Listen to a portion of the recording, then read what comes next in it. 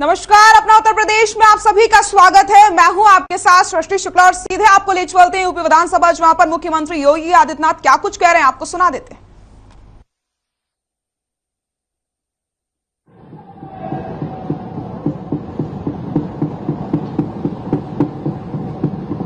आदरणीय अध्यक्ष जी, भारत के सबसे बड़े प्रदेश के उस विधानसभा के जिसके सबसे ज्यादा सदस्य हैं, मुझे खुशी है कि आप आज इस पद पर बैठे हैं। मैं अपनी तरफ से, समाजवादी पार्टी की तरफ से और जितने भी हमारे विपक्ष के नेता हैं उनकी तरफ से मैं आपको बहुत बहुत बधाई और बहुत बहुत मुबारकबाद देना चाहता हूं। नेता सदन ने बहुत सी चीजें विस्तार से आप रखी हैं, मैं अपने आप को भी उससे सम्मत करता हूं। और वही ये लोकतंत्र को मजबूत बनाने के लिए जो परंपरा चली है, हालांकि नेता सदन ने कहा कि आपके नाम पे तो पहले से ही महान जुड़ा है, लेकिन जो इस पद से परंपरा जुड़ी हुई है और जो स्पीकर कोई बनना नहीं चाहता था, जहां से ये पार्लियामेंट्री डेमोक्रेसी का जो हम अपना रहे हैं, कई सौ वर्ष पहले जहां कभी किसी को। तो यूपी विधानसभा की आपको हम तस्वीरें दिखा रहे थे, आइए अब आपको यह भी सुना देते हैं कि यूपी विधानसभा में मुख्यमंत्री योगी आदित्यनाथ ने 18वीं विधानसभा को संबोधित किया, क्या कुछ कहा है।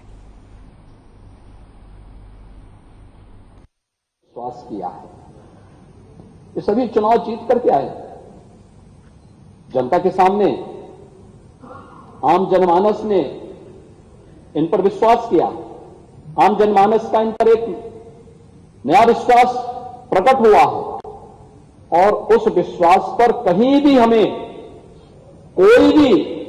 किसी भी प्रकार से उसे अविश्वास में नहीं बदलने देना है। यह हमारा लक्ष्य होना चाहिए और इस दिशा में प्रयास की शुरुआत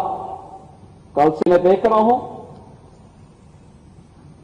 माननीय सदस्यों ने शपथ ग्रहण किया। शपथ ग्रहण करने के बाद जिस सकारात्मक भाव के साथ शपथ ग्रहण का कार्यक्रम प्रारंभ हुआ, कल तक यहां पर 343 मान्य सदस्यों ने एक दिन में ही शपथ ग्रहण कर लिया था। 60 मान्य सदस्य बच गए थे, उनका शपथ ग्रहण अधिकतर ने आज यहां पर अपना शपथ ग्रहण भी संपन्न किया है। और किस सकारात्मक भाव के साथ सब लोग मिलकर के इस कार्यक्रम को आगे बढ़ा रहे थे। आज चुनाव संपन्न हो चुके हैं, अब हमें विकास के बारे में सोचना है, उत्तर प्रदेश के उत्थान के बारे में सोचना है, उत्तर प्रदेश की 25 करोड़ जनता के हितों के संवर्धन के लिए सोचना है, उत्तर प्रदेश के युवाओं के बारे में, उत्तर प्रदेश की आधी आबादी महिलाओं के बारे में सोचना है, उत्तर प्रदेश के किसानों के बारे में सोचना है, उत्तर प्रदेश के मजदूरों के बारे में सोचना है और उत्तर प्रदेश के उन सभी दबे कुचले लोगों के बारे में जिनकी आवाज को देने का माध्यम लोकतंत्र ने उन्हें एक वोट के रूप में दिया है, उस आवाज को भी अब आगे बढ़ा करके शासन की योजनाओं से इसे मजबूती के साथ जोड़ने का कार्य अब सदन करे। इस विश्वास के साथ उसका एक प्रतिरूप आज विधानसभा अध्यक्ष के रूप में सर्वसम्मति से आपके चयन की इस प्रक्रिया का होना इस बात को मजबूती से और मजबूत करता है कि हम सब मिलकर के इस सदन की उच्च मर्यादाओं को, उच्च परंपराओं को आगे बढ़ाने का कार्य करेंगे और आज आपका चयन उसका एक उदाहरण भी है। देश के अंदर विभिन्न विधानसभाएं, उत्तर प्रदेश की विधानसभा के अंदर क्या कुछ हो रहा है इसको बहुत नजदीक से देखती है। मुझे याद है जब पिछले कालखंड, पिछले 17वीं विधानसभा में इस सदी की सबसे बड़ी महामारी के दौरान हम लोगों ने विधानसभा के सत्र को यहां पे संचालित करने का निर्णय लिया। बहुत सारे प्रश्न उठ रहे थे कि कोरोना में सदन चलाना क्या आवश्यक है। हम लोगों ने कहा देखिए संवैधानिक बाध्यताएं हैं और विधायी कुछ कार्य संपन्न होने आवश्यक है, इस देश से हम लोग उसकी कोई व्यवस्था देने जा रहे हैं। हम लोगों का सत्र बहुत संक्षिप्त सत्र था, लेकिन सत्र कैसे हमने संचालित किया है, विभिन्न राज्यों से मेरे पास फोन आते थे कि कैसे आपने सदन का संचालन किया, कैसे इस कार्यक्रम को आगे बढ़ाया। और 17वीं विधानसभा तो इस मामले में बहुत रिच रही है कि उसने बहुत सारे ऐसे कार्य किए जो वास्तव में कार्यकाल 17वीं विधानसभा में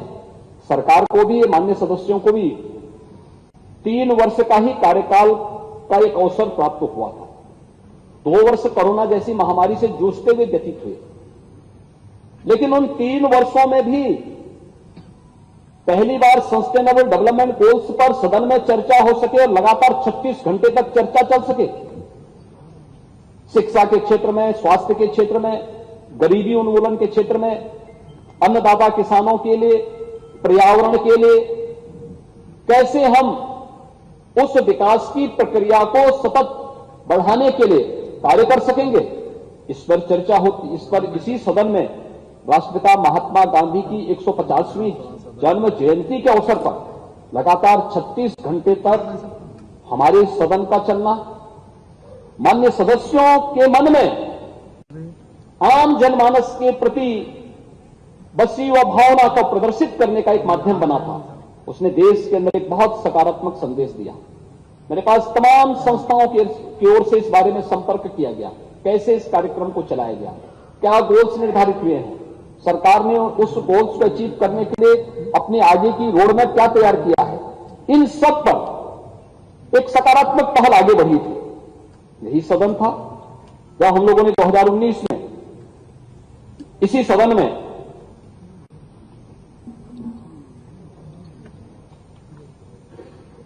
छब्बीस नवंबर 2019 को संविधान को अंगीकार करने के दिवस को, उसके 17वीं वर्षगांठ पर एक विशेष सत्र का आयोजन संविधान से संबंधित और बाबा साहब भीमराव अंबेडकर के प्रति श्रद्धा और सम्मान का भाव व्यक्त करते हुए इस अवसर पर एक विशेष सत्र हम लोगों ने आयोजित किया था। और तीसरा विशेष सत्र भी आयोजित हुआ था जब 31 दिसंबर 2019 को संविधान के 126वें संशोधन विधेयक के समर्थन के लिए हम लोगों ने एक विशेष सत्र यहां पर आयोजित किया था, जो अनुसूचित जाति जनजाति से संबंधित, उनके हितों से संबंधित एक विशेष सत्र आयोजित किया गया था। 2020 के प्रारंभ में 7वें राष्ट्रमंडल संसदीय संघ भारत परिक्षेत्र का एक ऐतिहासिक सम्मेलन भी यहां पर आयोजित हुआ था। श्री हृदय नारायण दीक्षित जी के मार्गदर्शन में, उनके नेतृत्व में 17वीं विधानसभा ने जिस गरिमामयी तरीके से सत्र के संचालन को उन्होंने अपनी विद्वता से, अपने सार्वजनिक जीवन के अनुभव से आगे बढ़ाने का कार्य किया था, अत्यंत अभिनंदनीय रहा। और उत्तर प्रदेश विधानसभा में जिन बातों पर चर्चा होती थी, जिन मुद्दों को यहां पर उठाया जाता था, उसकी गूंज देश के अंदर विभिन्न राज्यों के साथ ही प्रदेश के अंदर भी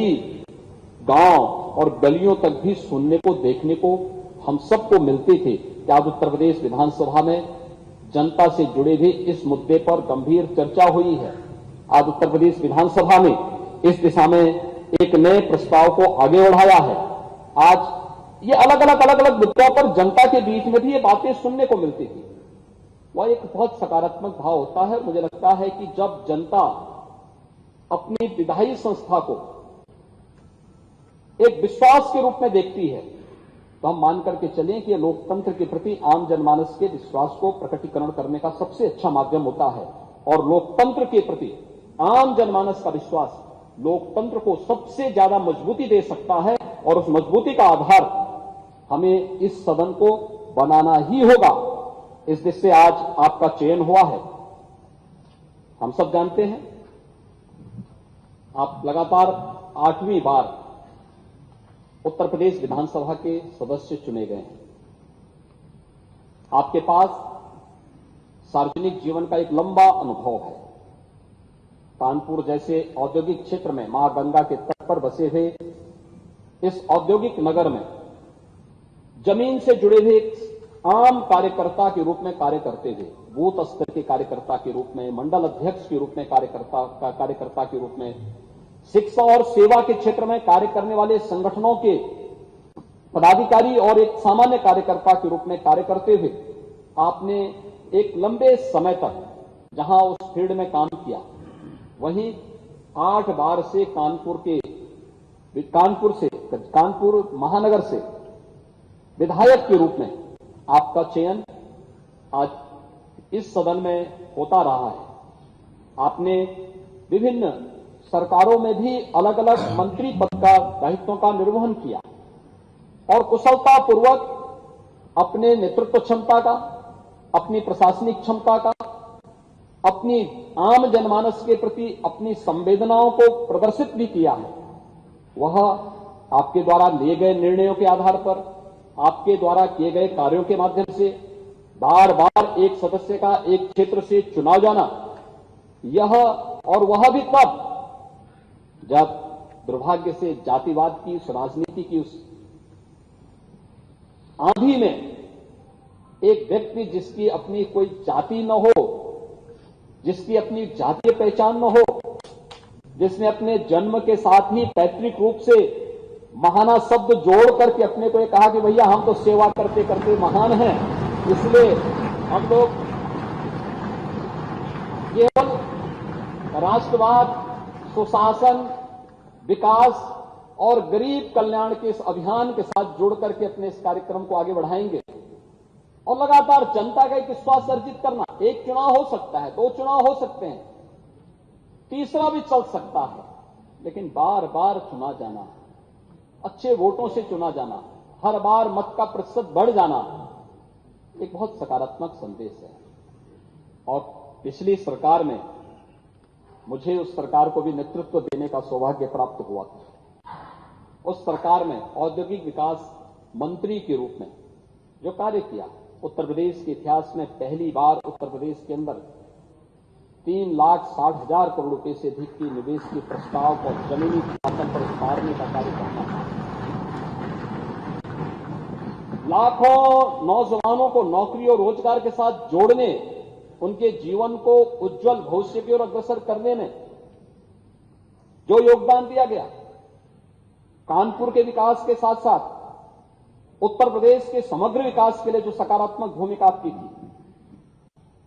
डिफेंस कॉरिडोर आदरणीय प्रधानमंत्री जी की मंशा के अनुरूप उत्तर प्रदेश के अंदर स्थापित हो और इसके लिए 6 नोड पर कार्य तेजी से हो।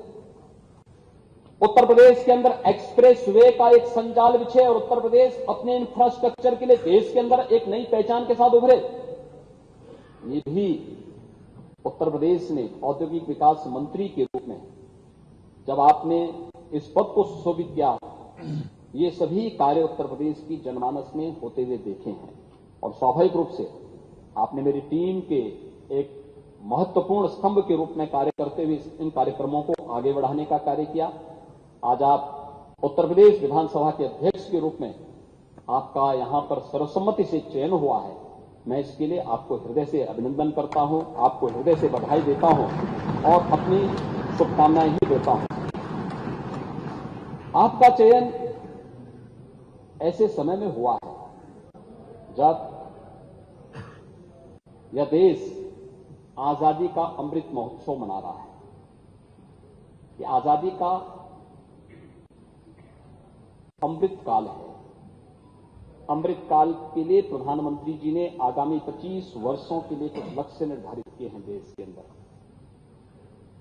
और देश के लिए जब कोई लक्ष्य निर्धारित हो तो देश की सबसे बड़ी आबादी के राज्य के लिए तो उन लक्ष्यों को प्राप्त करना और भी महत्वपूर्ण हो जाता है, क्योंकि अगर भारत को समयबद्ध ढंग से उन लक्ष्यों को प्राप्त करना है तो उसमें अग्रणी भूमिका के रूप में उत्तर प्रदेश को आना ही होगा। उत्तर प्रदेश की सबसे बड़ी भूमिका होनी ही चाहिए, क्योंकि सबसे बड़ी आबादी का राज्य है। 25 करोड़ की आबादी देश के अंदर, अन्य किसी भी राज्य को हम देखेंगे तो उसकी आबादी उत्तर प्रदेश की आधी से कम ही है। और जब हम लोग देश की बात करते हैं तो इसकी शुरुआत उत्तर प्रदेश से होनी चाहिए और अमृत काल में आप उत्तर प्रदेश के विधानसभा के अध्यक्ष बने हैं, यह अत्यंत सौभाग्य का क्षण है और इसके लिए मैं आपको हृदय से बधाई देता हूं। महोदय, मैं विश्वास व्यक्त करता हूं कि आपके नेतृत्व में उत्तर प्रदेश की हमारी ये 18वीं विधानसभा एक सुनिश्चित लक्ष्य को प्राप्त करने में सफल होगी। हम निरंतर उत्तर प्रदेश के विकास को आगे बढ़ाने में सफल होंगे। मैं अपने सभी नवनिर्वाचित माननीय सदस्यों को भी हृदय से उनके चयन के लिए, उनके निर्वाचन के लिए और उनके द्वारा शपथ ग्रहण किए जाने के लिए भी मैं हृदय से उनका अभिनंदन करता हूं, उन्हें बधाई देता हूं। 5 वर्ष का उनका जो कार्यकाल है, ये जन अपेक्षाओं पर खरा उतरने का एक उन्हें माध्यम मिला है। अगर शासन की योजनाओं को समयबद्ध ढंग से वे आम जनमानस तक पहुंचाने में सफल होंगे तो आपकी तरह वे भी बार बार चुने जाएंगे और इन्हीं में से कोई सदस्य एक दिन उस पद को सुशोभित करके फिर से अध्यक्ष पद को आगे बढ़ाने का कार्य करेगा। ये जानने का, सीखने का, क्योंकि सदन की परंपराएं तो हम लोग परंपरागत रूप से आगे बढ़ाते हैं। जो कुछ भी हम सीखते हैं, जानते हैं, संसदीय कार्यों के माध्यम से जो कुछ भी अनुभव हमारे सामने आता है, वही परंपराएं आगे बढ़ती हैं और सदन की परंपराएं इसी रूप में आगे बढ़ती रहेंगी। एक बार फिर से मैं आपको इस पद पर चयन के लिए हृदय से, अपनी ओर से, पूरे सदन की ओर से, पार्टी की ओर से हृदय से बधाई देता हूं, आपका अभिनंदन करता हूं और विश्वास व्यक्त करता हूं कि उत्तर प्रदेश विधानसभा अध्यक्ष के रूप में आप उत्तर प्रदेश के सदन की मर्यादा को, इसकी परंपरा को एक नई गरिमापूर्ण तरीके से आगे बढ़ाने का कार्य करेंगे और उत्तर प्रदेश विधानसभा 17वीं विधानसभा की तर्ज पर, यद्यपि तो विगत 2 वर्षों से हम लोग कोरोना जैसी महामारी से के प्रबंधन में ज्यादा समय हमें खर्च करना पड़ा, ज्यादा समय लगाना पड़ा, एक जगह एकजुट होकर के ज्यादा जमावड़ा नहीं होना है, यह जो भी प्रोटोकॉल थे उसका पालन करते हुए हम लोग अगले 2 वर्ष में कोई कार्य इस प्रकार से आगे नहीं बढ़ा पाए। लेकिन समय समय पर राज्य के हित के लिए, 25 करोड़ जनता के हित के लिए और देश और दुनिया से जुड़ी हुई उन महत्वपूर्ण मुद्दों को लेकर के चर्चा परिचर्चा का एक माध्यम हमारा ये सदन बनेगा। इस विश्वास के साथ मैं एक बार फिर से आपके प्रति हृदय से बधाई देता हूं, आपकी